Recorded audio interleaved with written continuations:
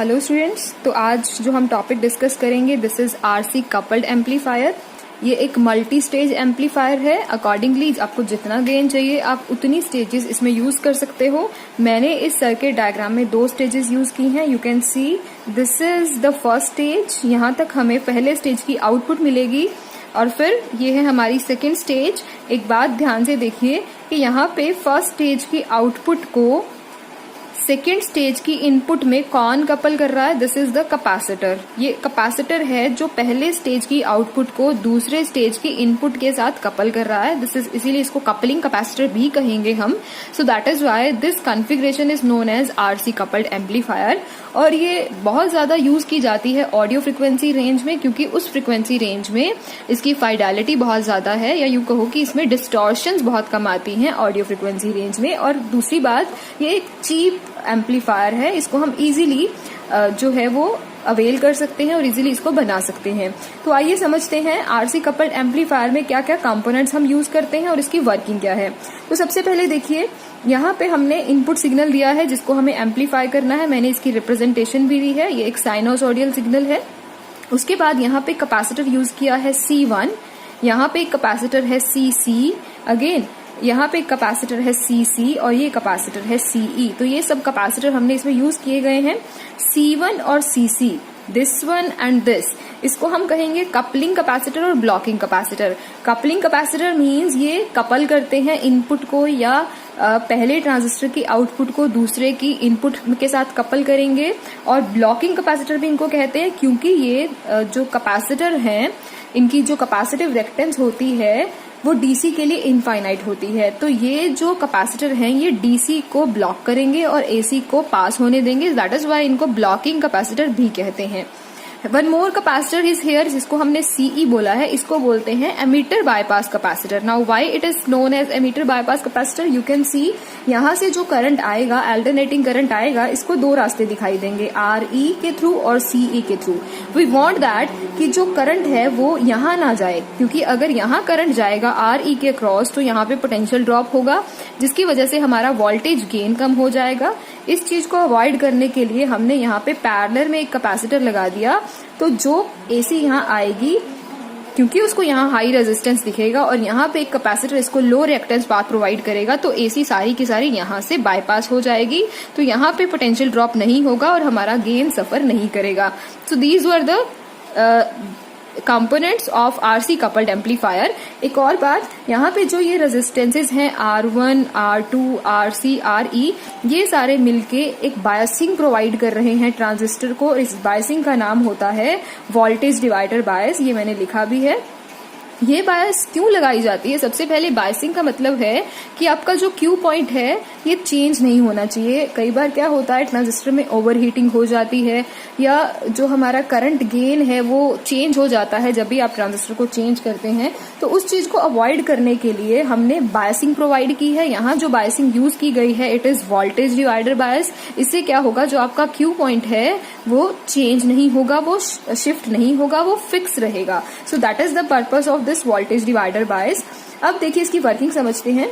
जब हम VCC को स्विच ऑन करेंगे, यहाँ से हम इनपुट सिग्नल अप्लाई करेंगे, तो यहाँ से DC को ये कैपेसिटर ब्लॉक करेगा और AC को पास होने देगा।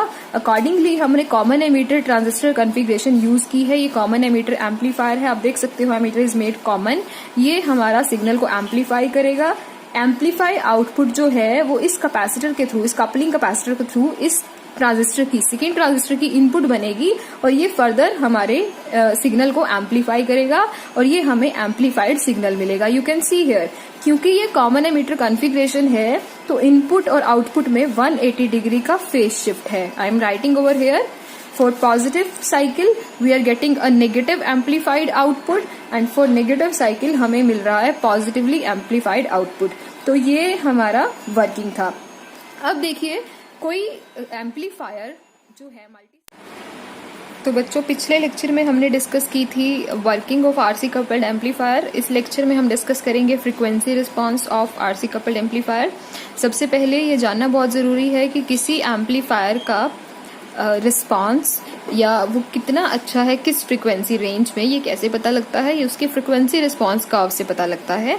तो मैंने आरसी कपल्ड एम्पलीफायर का फ्रिक्वेंसी रिस्पॉन्स बनाया है, जिसमें एक्स एक्सिस के अक्रॉस मैंने फ्रिक्वेंसी को लिया है, वाई एक्सिस के अक्रॉस हमने वोल्टेज गेन लिया है। तो जो हमारा कर्व है वो कुछ इस तरह का है। यू कैन सी ये पहले इंक्रीज करेगा एंड देन फिर एक रीजन में ये कांस्टेंट रहेगा and thereafter it will again decrease. तो यू कैन सी ये हमारा मैक्सिमम गेन हुआ। This point is representing the maximum gain, क्योंकि गेन मैक्सिमम यहीं तक हुआ है। फिर हमने इस गेन को √2 से डिवाइड किया या 0.70 से मल्टीप्लाई किया। तो मैंने ये लिखा है इट इज मल्टीप्लाइड बाय 0.707, तो हमें ये गेन मिलेगा। This will be the point.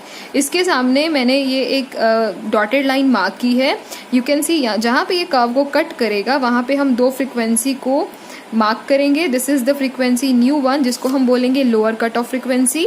Hair it is the frequency ν2 जिसको हम बोलते हैं upper cut off frequency. And this difference is known as difference between ν2 and ν1 is known as bandwidth.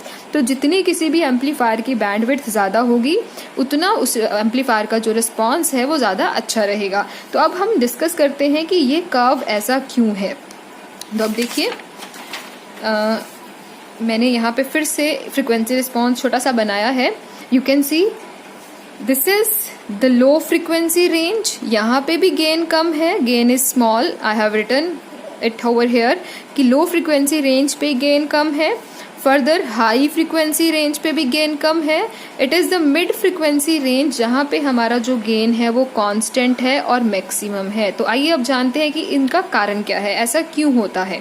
तो सबसे पहले देखिए लो फ्रीक्वेंसी रेंज पे क्या होगा। लो फ्रीक्वेंसी रेंज का मतलब है आपकी जो सिग्नल है उसकी फ्रीक्वेंसी स्मॉल है, ओमेगा जो है वो स्मॉल है। ओमेगा स्मॉल है तो कैपेसिटर की जो कैपेसिटिव रिएक्टेंस होगी 1/ωc ये हाई हो जाएगी। इसका क्या मतलब है, जो कैपेसिटर है वो हाई इम्पीडेंस ऑफर कर रहा है। इसका मतलब हमारा जो AC है यहाँ से जो इनपुट सिग्नल आएगा वो कम पास होगा। यहाँ से जो ये कपलिंग कैपेसिटर है ये हाई इम्पीडेंस ऑफर करेगा और कम इनपुट आने की वजह से आपकी आउटपुट भी आपको कम मिलेगी। सो दैट इज वाई अगर आउटपुट कम है तो हमारा गेन भी कम होगा। So this is the reason that why at low frequency gain is low. अब देखिए अब हम समझते हैं मिड फ्रीक्वेंसी रेंज पे जो गेन है हमारा वो कांस्टेंट क्यों रहता है। अब इस चीज को समझिए, मिड फ्रीक्वेंसी रेंज मतलब मॉडरेट फ्रीक्वेंसी रेंज। तो यहाँ पे जो हमारी कैपेसिटिव रेजिस्टेंस है वो इसके कंपैरेटिवली कम हो जाएगी। कम होने का मतलब है कि हमारी ज्यादा इनपुट पास हो रही है और हमें ज्यादा आउटपुट मिल रही है। VO is high, so accordingly voltage gain high है। तो एक फैक्टर ये है जिससे हमारा मिड फ्रीक्वेंसी रेंज पे गेन बढ़ जाएगा।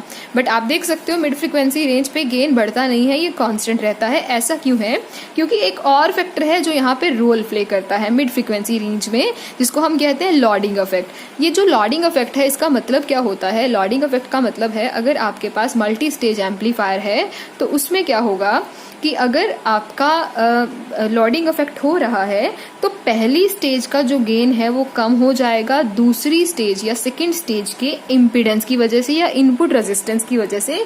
इस लॉडिंग इफेक्ट को मैं किसी पर्टिकुलर लेक्चर में एक्सप्लेन भी करूंगी, बट यहाँ पे ये समझिए कि मिड फ्रीक्वेंसी रेंज पे लॉडिंग इफेक्ट जो है वो पहले एम्पलीफायर के गेन को कम कर देता है। अब देखिए ये वाला फैक्टर गेन को इंक्रीज कर रहा है, लॉडिंग इफेक्ट गेन को डिक्रीज कर रहा है। तो दो कॉन्ट्रेरी फैक्टर यहाँ पे आ गए, एक गेन को बढ़ा रहा है एक गेन को कम कर रहा है। तो अल्टीमेटली जो हमारा गेन है वो कांस्टेंट रहता है। These two contrary effects keep the gain constant. That is why जो हमारी मिड फ्रीक्वेंसी रेंज है दिस वन, यहाँ पे आपको कांस्टेंट गेन मिलेगा। अब बात करते हैं हाई फ्रीक्वेंसी रेंज पे जो हमारा जो गेन है वो फिर कम क्यों हो जाता है।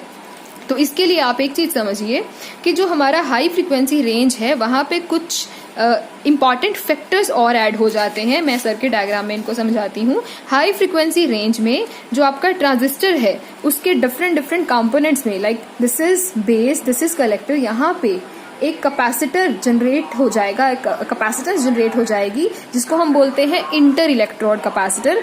ये कैपेसिटर जो है ये बेस और कलेक्टर का बीच का है, इसको हम CBC बोलेंगे।